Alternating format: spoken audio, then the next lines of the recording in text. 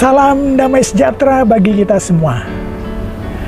2 Korintus 6 ayat 18, dan aku akan menjadi bapamu dan kamu akan menjadi anak-anakku laki-laki dan anak-anakku perempuan. Demikianlah firman Tuhan yang Maha Kuasa. Rasul Paulus mengingatkan jemaat di Korintus supaya meninggalkan kehidupan lamanya yang tidak mengenal Tuhan Allah dengan penyembahan kepada berhala. Rasul Paulus menasihati agar benar-benar bertobat dan hidup di dalam Tuhan, karena umatnya adalah bait Allah yang hidup. Jadi jangan menjamah segala yang najis, supaya Tuhan Allah menerima umatnya menjadi anak-anaknya, baik laki-laki maupun perempuan. Jika sementara seseorang diakui anak oleh orang yang terkaya di dunia, mungkin ada perasaan senang hatinya, walau kesenangannya hanya sementara selama dia hidup di dunia. Tetapi ada yang jauh lebih senang, yaitu bisa menjadi umat Kristen.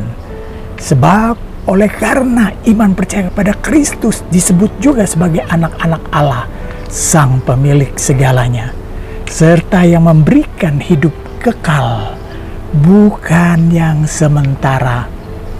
Tetapi pada kenyataannya terlihat banyak umat Kristen takut ditolak oleh dunia, sehingga menjadikan Kristus hanya sebagai simbol keagamaannya dan perhiasan yang untuk menunjukkan dirinya Kristen.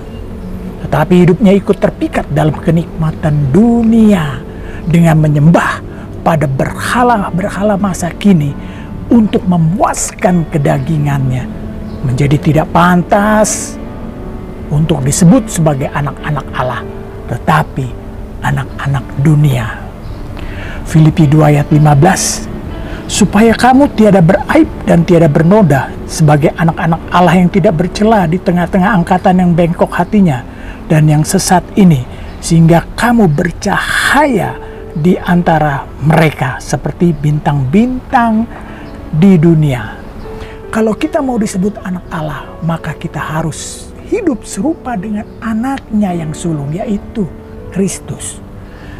Jika kita mau hidup serupa dengan Kristus, kita harus meninggalkan cara hidup dunia dan mau diproses dalam hidup yang baru sesuai dengan ajaran Kristus. Serta kita harus siap diejek oleh orang yang bengkok hatinya. Bisa saja ejekan dan fitnahan datangnya dari teman kita, bahkan dari lingkungan keluarga kita sendiri yang masih belum mau melepas kehidupan dunia. Untuk itu kita harus tetap bercahaya, walaupun sebagai bintang yang kecil, tetapi membawa terang Injil Kristus, supaya kita menjadi orang Kristen sesungguhnya yang memelihara keselamatan yang diberikannya. Sebagai anak-anak Allah, kita adalah terang dan siap dimusuhi oleh dunia yang gelap. Karena terang dan gelap tidak bisa menyatu, tetapi terang bisa mengalahkan kegelapan. Dan ketika kita ada dalam terang, maka di saat anaknya yang sulung itu datang kembali, yaitu Kristus, maka dia mengenali kita sebagai saudaranya dan membawa kita masuk ke dalam rumah Allah Bapa. Bersediakah kita? Tuhan Yesus menyertai kita. Amin.